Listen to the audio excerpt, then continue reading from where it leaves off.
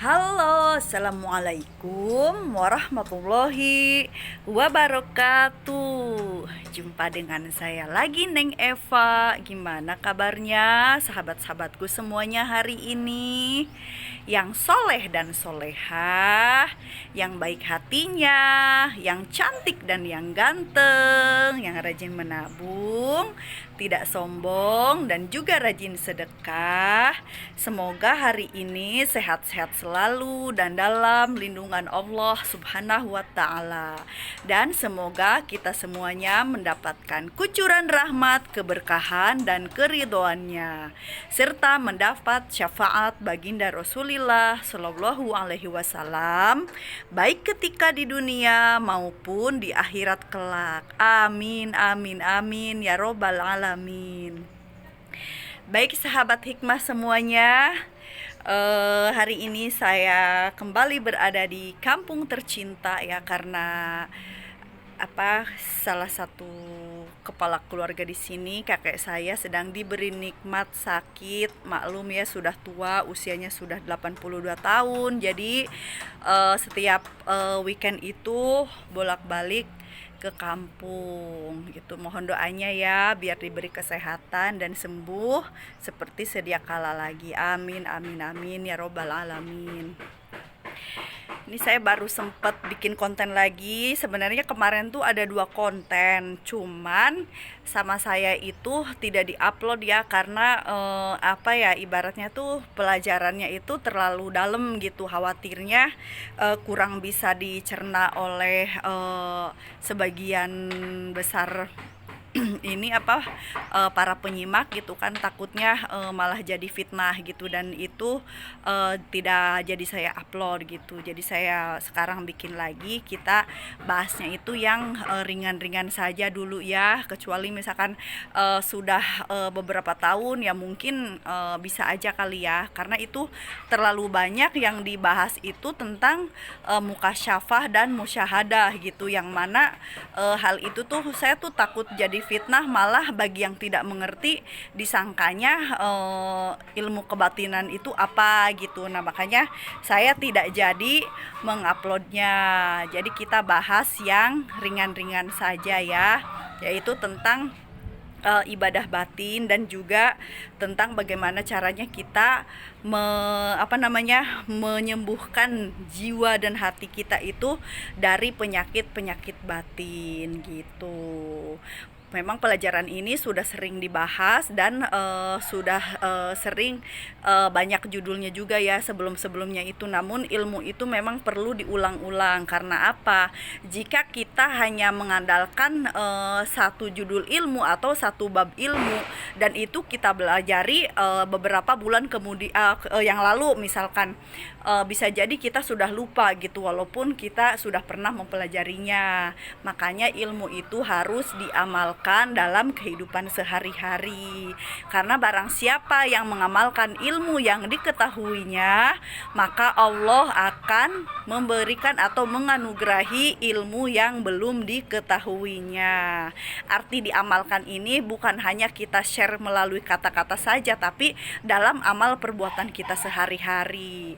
Contoh, kita belajar tentang sholat, ya berarti kita harus melakukan sholat sebelum kita memberi pelajaran kepada orang lain, atau kepada keluarga, atau kepada anak kita gitu. Kita belajar tentang puasa, tentang berbuat baik ya, sebelum kita mengajarkan kepada orang lain, kita dulu yang terlebih dahulu mengamalkannya, berbuat baik gitu kan, belajar berpuasa atau apapun gitu, sesuai ilmu yang kita pelajari sebelumnya gitu.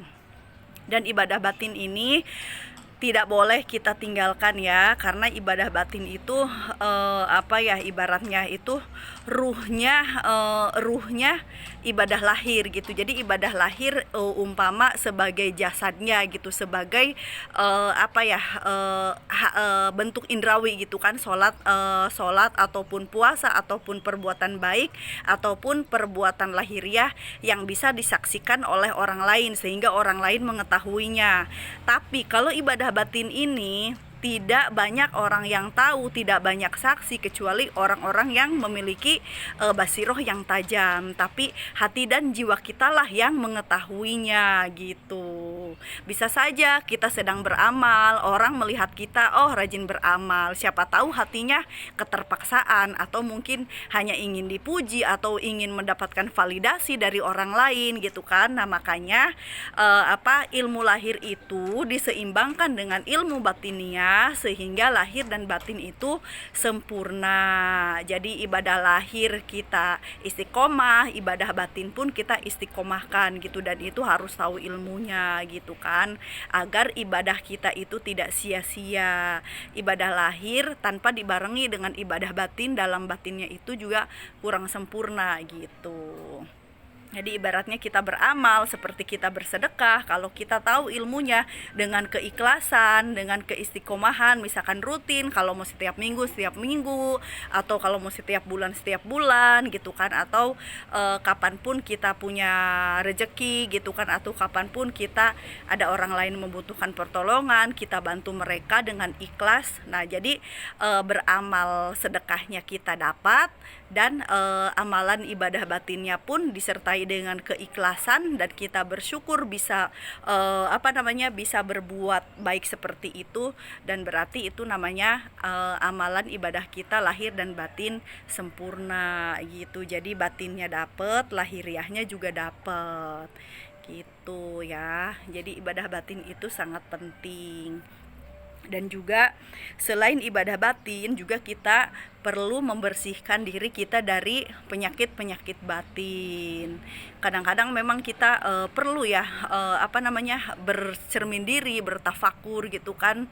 Setiap hari itu mungkin kita merasa, oh iya saya sudah banyak beribadah lahir maupun batin, tapi ternyata penyakit batin tidak kita koreksi gitu kan. Ternyata setelah kita tafakurkan, setelah kita bermuhasabah diri atau kita bercermin diri gitu kan, ternyata oh iya saya masih ada punya sifat iri dengki sama orang lain yang tanpa disengaja, walaupun kita tidak berniat untuk melakukan dosa tersebut, tapi ternyata masih ada gitu. Terutama kalau orang lain misalkan atau siapapun berada di atas kita, kita masih ada perasaan iri atau dengki kepada mereka. Nah itu hati-hati, harus kita koreksi setiap harinya. Boleh dikoreksi atau tafakur itu pada saat setelah sholat atau sebelum tidur atau bangun tidur. Biasakan kita untuk bertafakur atau untuk bermuhasabah diri gitu.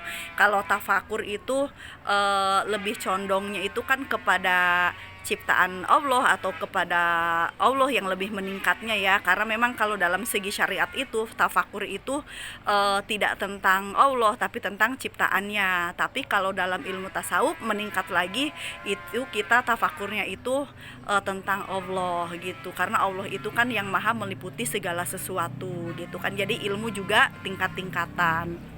Tapi untuk pembenahan jiwa kita, untuk pertumbuhan dan perkembangan jiwa kita, kita perlu bercermin diri, bermuhasabah diri untuk pembeningan hati. Jadi bagaimana kita itu untuk bertumbuh dan berkembang, caranya itu dengan mengoreksi kesalahan apa saja yang telah saya perbuat pada hari ini gitu. Misalkan itu pada malamnya sebelum tidur, atau pada saat setelah sholat tahajud, atau setelah sholat isya, atau kapanpun sempatnya ya. Boleh juga setelah bangun tidur atau setelah sholat subuh gitu.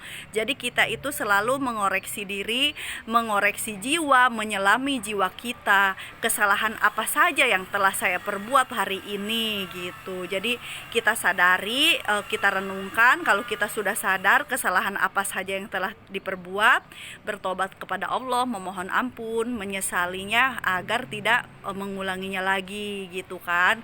Lalu kita berbenah. Jadi kesalahan apa hari kemarin atau hari ini yang sudah dilakukan, tidak dilakukan lagi pada hari esoknya gitu. Jadi kita itu terus mengoreksi diri ya, sehingga lahir dan batin sempurna gitu. Sempurna di sini bukan berarti kita itu paling bebas dari dosa atau paling bersih dari dosa, enggak begitu. Artinya lahiriah, ibadah lahiriahnya kita laksanakan, kita istiqomahkan, dan juga ibadah batinnya pun kita istiqomahkan. Jadi sempurna di situ artinya semua ibadah lahir dan batin kita kerjakan gitu ya. Jadi jangan salah paham.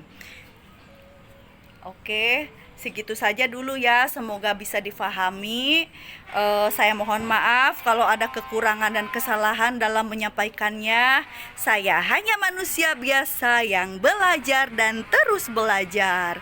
Ambil baiknya dan buang buruknya, dan juga semoga bermanfaat. Minal aidin wal faidin. Mohon maaf lahir dan batin. Wassalamualaikum warahmatullahi wabarakatuh. Orang baik pandai mengambil hikmah, rajin bertafakur dan bermuhasabah diri is the best.